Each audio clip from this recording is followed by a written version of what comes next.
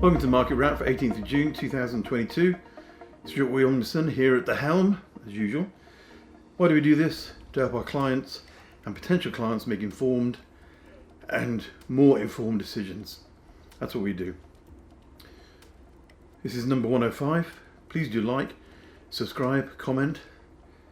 Comments are good. It's good fun. Answer last week's question, Bangkok. So mortgage interest rates are going up. It's official. Why do we say it's official? Because basically last week Aaron Richter reported for the New York Times that consumer prices have gone up by 8.6%. A re-acceleration of what had been a calming inflation in the US. Obviously makes it very difficult for consumers to afford everyday things, and poses a major challenge for the Fed and the White House as they try to create a strong and stable economy. So that set off speculation that on Wednesday, key interest rates will be raised by 0.75%. And that's what actually happened. The Fed increased it by 0.75%, the biggest increase since 1994. Not since Bill Clinton and Alan Greenspan were at the helm has such an increase been seen. Immediately, we had major falls in the stock markets. The S&P 500 index has fallen by more than 20% from its January high. It's now officially in a bear market. Look at cryptos. That's pretty poor as well. So where does it leave us with property? Will the Fed put more pressure on the Bank of England to accelerate its own round of rate hikes today? Because I'm recording this on Thursday, this is the 16th, or is it Wednesday? The market has priced in a 25-point increase. It may increase it, but the UK's by more than 25 basis points, but the UK's contracting economy and early signs of loosening in the jobs market do act as counterbalances. So let's just look at that in more detail. What do I mean by that? The economic outlook is worsening in the UK, but it's compared to what? Last week's OECD forecast outlined that the UK's economy is expected to stall next year. Data released this week showed that UK GDP fell by 0.3% month on month in April. However, the OECD still expects the UK economy to grow faster than that of the US, Japan and the Eurozone this year. While some sectors, such as construction, are showing very strong signs of positivity, with output increasing at 3.9% year on year to April. In addition to that strong market, you have the strong labour market, which defies the economic picture. UK unemployment rose to 3.8% in April. However, the employment rate actually grew to 75.6%. And the number of new job vacancies has hit a record, keeping the labour market extremely tight. While the strength of the UK labour market may seem at odds with the prevailing economic narrative, which it is, a potential upshot could be that even just the perception of weaker outlook might tempt a few more people back into the offices. So, back to interest rates.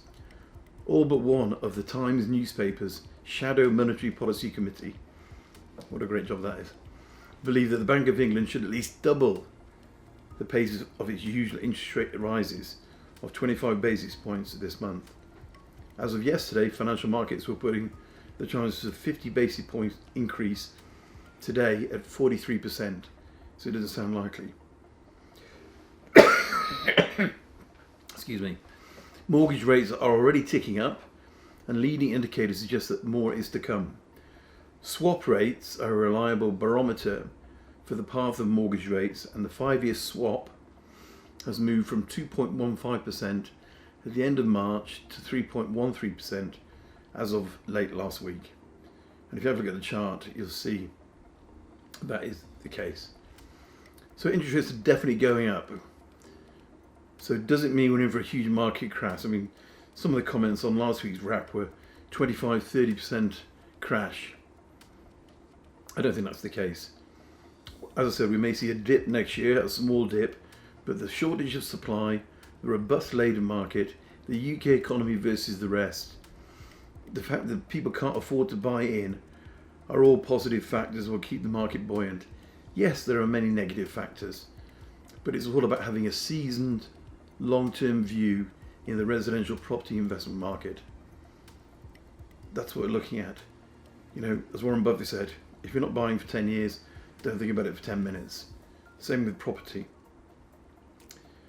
Next week, the long-awaited Renters Reform Bill is out, and it contains some very big changes. It will abolish the so-called no-fault Section 21 eviction. Now, Ben Beadle, who is the National Residential Landlords Association head, warned that abolishing Section 21 would make tenants feel less obliged to pay rent. I mean, that's a crazy thing to say.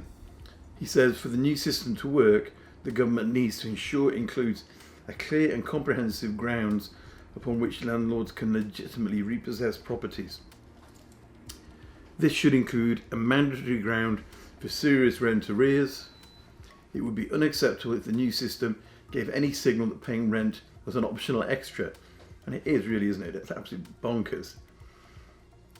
If landlords are only able to evict tenants using Section 8, which is a much more slower process, where they must prove tenants have broken the terms of the tenancy, then more renters will actually end up in the county court.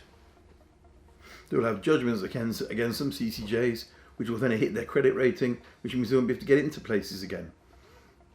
In the last 3 months of 2021, 5,260 households in England registered as homeless as a result of Section 21.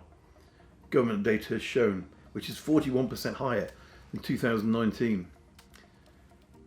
Okay, Dan Wilson-Craw of Generation Rent, who are a campaign group, said, "We have seen a spike in Section 21 notices due in large part to the rises in rents and house prices. This has encouraged landlords to either find new tenants who can afford higher rents or sell up and cash out. Ultimately, the sooner the Section 21 is abolished, the better." That's a pretty tricky question, that. So what is the second big change? It's an end to the buy-to-let investors' allowance of placing blanket bans on pets in their lets. Okay, pets are a contentious issue as they cause higher maintenance costs for landlords. Just 5% of landlords allow animals in their properties at the moment, which is the lowest share for 5 years, according to Good Lord, a rental platform.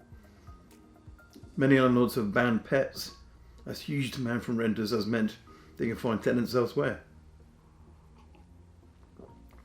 But a boom in cat and dog ownership throughout the pandemic has triggered a surge in demand from tenants with pets.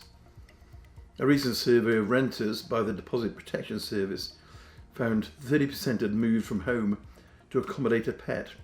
Had moved home, not from home. Excuse me.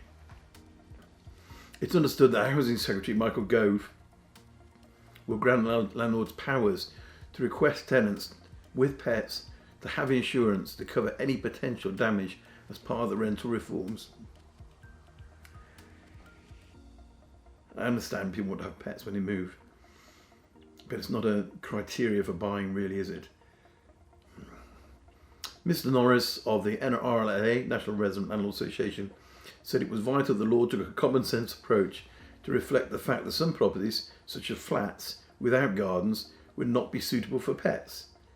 He went on to say, likewise, in shared homes, the rights of those to have a pet need to be balanced with the rights of fellow tenants who might have concerns, especially those with certain allergies.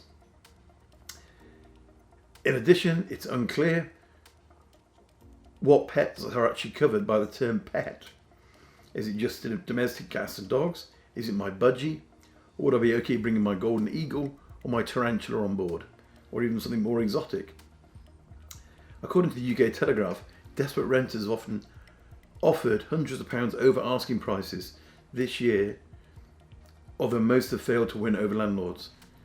According to the Telegraph, one prospective tenant with 4 sausage dogs offered £3,300 a week on a penthouse listed at £3,000, only for the landlord to accept a lower offer, from the tenant with no pets.